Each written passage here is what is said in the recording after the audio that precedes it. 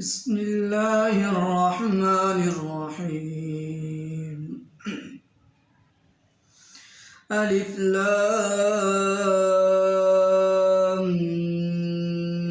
ميم.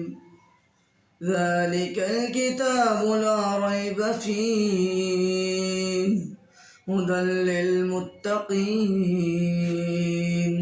الذين يؤمنون بالغيب ويقيمون الصلاة ومما رزقناهم ينفقون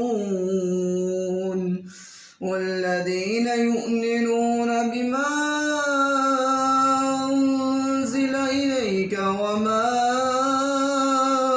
أنزل من قبلك وبالآخرة هم يوقنون أولئك على هدى من ربهم وأولئك هم المفلحون.